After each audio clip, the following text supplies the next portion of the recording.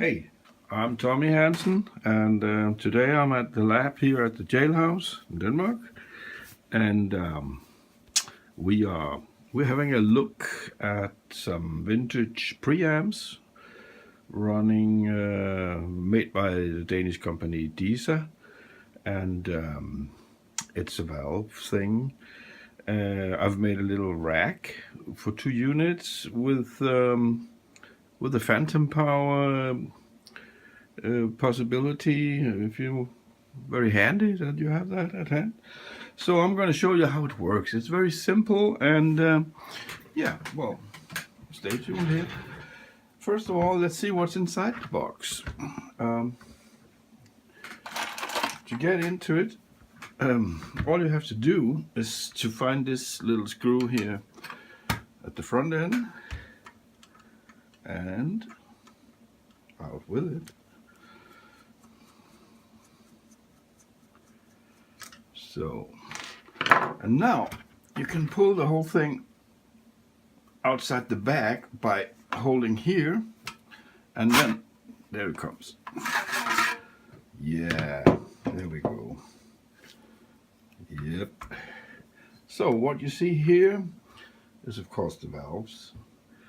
This we have here is the input transformer, of course made by Jørgen Skov JS, some of the best in this world.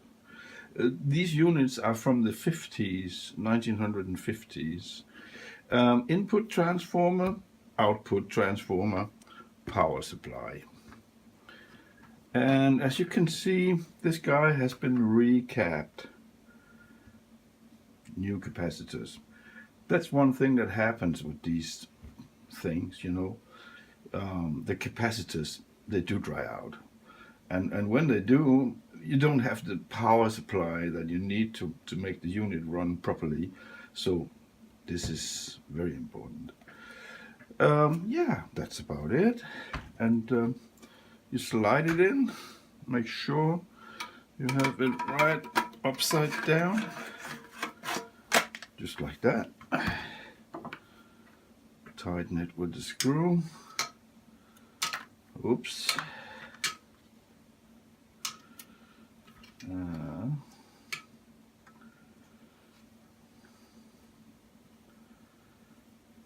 Yeah. So what you see here is made by DISA Electronic, Copenhagen, Denmark.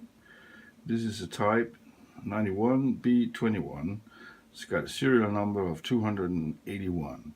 These were made for the Danish national radio station back in time. Actually, the layout is a kind of a copy of the V72 from Telefunken, or Neumann, if you prefer to call it that. Everything is hooked up here in the back. You have the inputs, the output, the shield, the grounding, and 220 voltage directly in on these 2 top pins. Watch out, don't put your fingers in there. Okay, so what's next? Yeah, this is the little rack that I have made for 2 units, and I also made this, which is actually a handy way of hooking it up that it fits the modern world, you know. XLR input, XLR output. Yeah, I'll show you. Yeah, you know, stuff like this is understandable, right? This is the standard of today. The power, in out, in out, in out, in out, yeah. A channel, B channel. Okay, what's on the front? It's a possibility of, you know, making a few regulations. For example, here you can, just like a fader, adjust the output. If you don't want it to be that hot, well, you can set it here. On the other hand, if you have too much coming in, you know, these units run by 36 dB of gain, of course, can be stepped down by this switch. 6 dB down, 12 dB down. But still, if you have it on a snare drum or perhaps a kick drum or any other loud source, so it's quite nice that you have a pad of minus 12 dB. It's just an attenuator actually, but it's very practical. And of course, 48 voltage for the condenser mic, very handy. The whole thing has got an on-off switch, and yeah, that's it.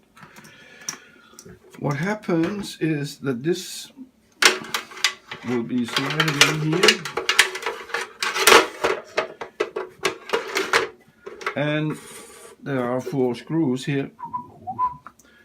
It will be tightened to the box here, and then what you do is you take these two. Of course, now I won't bother, you know, tighten it with the screws or anything, but I can show the principle anyway.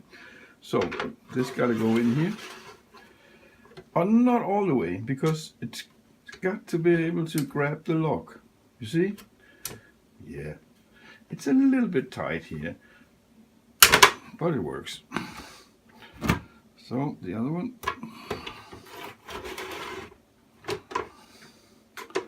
Yeah, well, it would have been easier if this was been tightened with the screws, you know, because now it's kind of jamming. Anyway, so there we are. So on the back, all you have to do is just to put these 2 plugs. As you can see, the 220 voltage, they are isolated, so if you do like this, you won't get any shock, but be cautious, right? So you just put in one side.